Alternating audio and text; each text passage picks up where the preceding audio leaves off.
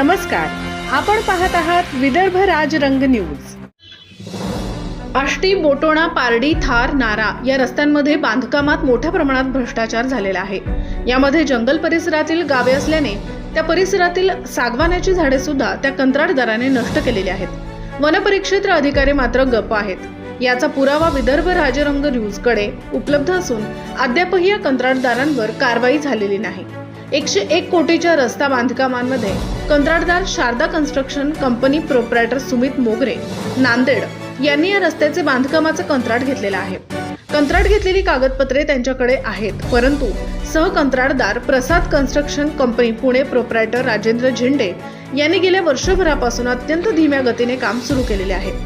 या कामांमध्ये अनंतता झालेली असून या कामात भ्रष्टाचाराचा वास लागलेला आहे। बांधकाम विभागाचे नियंत्रण ठेवणारे अधिकारी मात्र लक्ष्मी दर्शन घेऊन गप्प बसलेले आहेत। तसेच आष्टीचे वनाधिकारी हे सुद्धा आपला प्रसाद घेऊन गुपचूप बसलेले असल्याचे चित्र दिसत आहे। आता चौकशी कोण करणार याकडे अनेकांचे लक्ष लागलेले आहे। आमदार सुमित वानखेडे या रस्त्याच्या बांधकामाची चौकशी करणार का व जनतेच्या कराच्या माध्यमातून अनेक कामे विकासाची केली जातात, म्हणजेच जनतेला न्याय मिळणार का याकडे अनेकांचे लक्ष लागलेले आहे। जितेंद्र गोरडे, विदर्भ राजरंग न्यूज, वर्धा।